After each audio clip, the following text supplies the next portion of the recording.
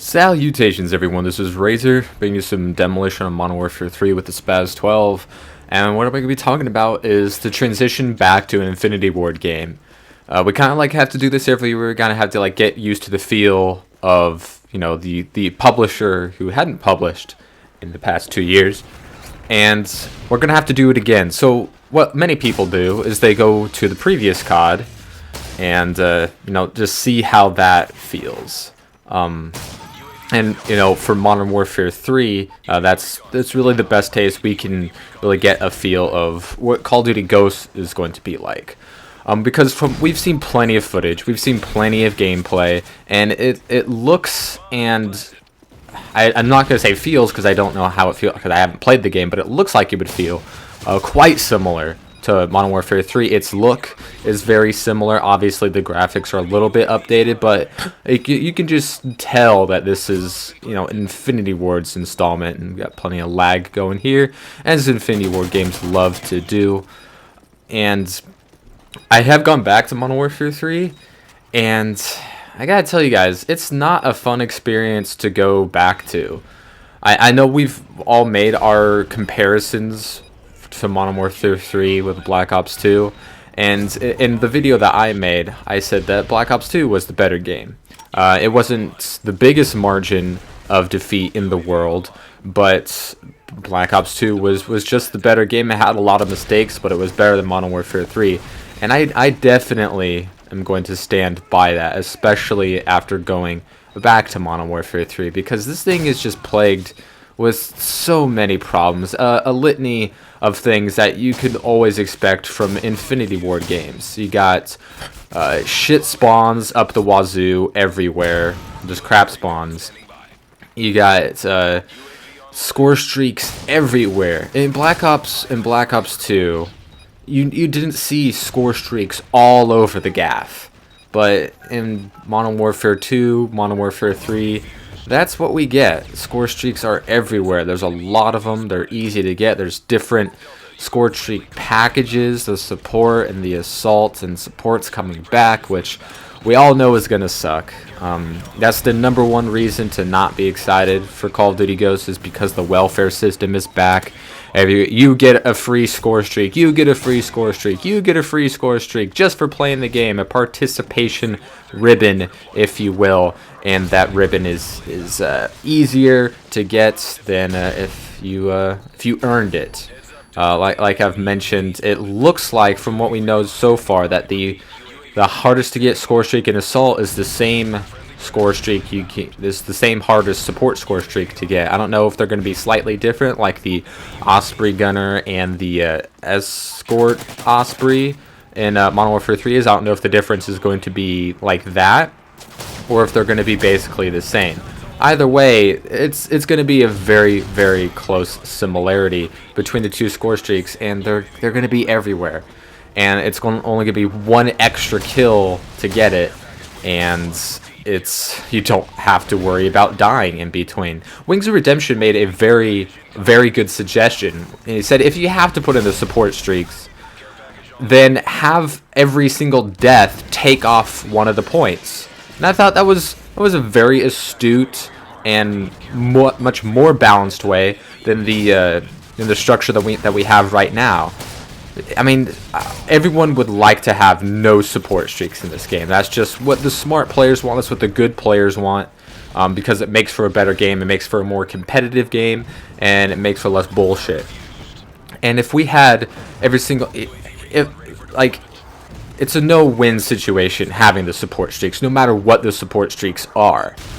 But if you have to have them in the game, why not have every single death take off just one measly little point? It's not that big of a penalty. It still contains the structure of the support system, but it makes it a little more balanced in that you have to get some sort of kills in a row to get any sort of score streak. And I thought that was a really good suggestion. Wings of Redemption is always good, filled with good ideas. And like I've said before, if I were to make a Call of Duty game, the best way to do it as possible, I would bring in people that know the game. Not these Infinity Ward bullshitters, not these Treyarch bullshitters who only care about, what kind of newbie shit can we put in here next. If I assembled a team of like Wings Redemption to handle some of the balancing issues, I got only the Blade to handle the knifing mechanics to make sure they're not too strong or not too weak.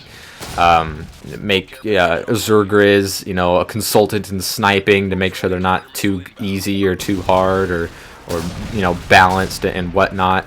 Got Xcal to make sure shotguns are useful but not too strong, and some other people to just make the game better, because the people who know how to make this game better are the people who play the game, and it's clear, it is dead clear, that it's crystal clear that neither the Infinity Ward employees or the Treyarch employees that have any say in the game actually play it. Because if they did play it, they would realize, fuck, this was a big mistake, or that was a big mistake, or this needs to be fixed, that needs to be rebalanced, this needs to be stronger, this needs to be weaker, this needs to be tweaked somehow. If they did play their own damn game, they would easily realize that there are a lot of things that need to be fixed and are easily fixable. And I mean, if they played the game in the first place, then these mistakes wouldn't even be here, because they would know right out the gate that this is going to be a problem. Like I mentioned in my worries for Call of Duty Ghosts video, a litany of things that could very easily be a problem, sometimes if not handled correctly, and others if they're just in the game at all, such as the support streaks. It's going to be a problem. It's going to unbalance the game. It's going to make it good for the noobs, and it's going to make it worse for the the good players out there, which I know there aren't very many of us out there, but I think a game should reward the good players more than the shitty players. Don't you? Doesn't that seem like it would make a much more sense? It does to me. But according to Infinity Ward and to a lesser degree Treyarch, they seem to think differently, which is a shame. And going back to Modern Warfare 3, you notice a few things after playing Black Ops 2 for an entire year and having not gone back to Modern Warfare 3 since I got my hands on Black Ops 2. Is the MSMC and the PDW and the Peacekeeper and the submachine guns were really strong in Black Ops 2. And for the most part, they ruled the game, and then you had your target finder LMG guys. So, those were a problem. Those were unbalanced. Those were too strong and or overpowered, depending on which one you're talking about. And you could say that they ruled the game. They were the go-to setup, and those were the things that you got annoyed by most. Those were the things you saw most. But to go back to Modern Warfare 2, or Modern Warfare 3, it's you see the disparity between classes even more so. You're like, oh, the only weapons anybody uses is the ACR or the PP90 M1. And it's just like, why? Why is this a thing? Why is this here? Why are these the only weapons that I see? Why is it always ACR with a noob tube? Why is it always PP90 with fucking, I don't know, rapid fire or, whatever the kids put on their weapons these days? But there's just so many things. Just kind of like, what the fuck were they thinking? Why is this here? I mean, when you have one or two guns that rule the game, like hands down, no questions asked, it makes the game a lot worse, because that's all anyone's going to use. And then other people will be like, damn it, someone's using that, I guess I'll have to use it too. And it just snowballs the problem. When in a game like Black Ops 2, there is a disparity between the SMGs and everything else, and the target finder is bullshit and newbie.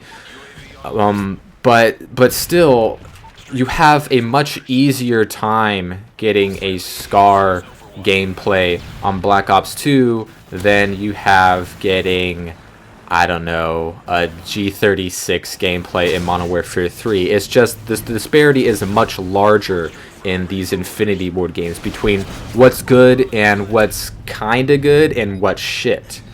Like the Spaz 12 KSG, pretty good. Striker, godly. Model, useless when you compare it to what else is out there, and that's something that I really hate. And then the sniping always seems to be a bigger problem the more that a COD is out. Like Modern Warfare 2, quick scoping became the thing to do in Call of Duty, and that's all anybody did. And then Black Ops 1 came around with real sniping, and the people were like, oh, let's go back to Modern Warfare 2, that shit's easy. I'm so scared of having using a gun that takes skill. And then you go to Modern Warfare 3, like, okay, we can quickscope now. And then going back, everyone's quickscoping even more, especially those coming back from Black Ops 2, because it was always about the quickscoping, and oh gosh, it was so easy, and blah, blah, blah, blah, blah. And then you go to Modern Warfare 3, where it's even easier by comparison when you know, I don't know, take off the training gloves that Black Ops 2 had. I don't know. It's just like, it's always bigger of a problem. I go into a game at Modern Warfare 3 now, and I'll hear blam, blam, blam, blam, people using their MSR as shotguns that never miss. And fucking shit's annoying. But, I mean, so sniping is always going to be a thing in Call of Duty, and you guys know I like sniping. I don't quickscope, that's not my thing, but if you want to do that, you know, good luck, because it's much harder to get a good score of quickscoping than hard scoping, because I mean, you have to be really good at quickscoping in order to be, you know, get good scores with it. But score streaks everywhere, overpowered weapon setups. The only setup you ever see is blind eye assassin this, blind eye assassin that, blind eye assassin, blind eye assassin, blind eye assassin. So there's gonna be a litany of problems in every game. But Infinity Ward, there always just seems to be a little bit more, and it hinders the game a little more so. Hopefully this isn't the case in Ghost. I will reserve my judgment, but based off Infinity Ward's track record, I'm not looking forward to the problems that we're going to be having. Nonetheless, I'll buy it and I'll play it, and I'll talk to you guys about it then. So I hope you guys enjoyed. Comments always appreciated, and I'll see you next time.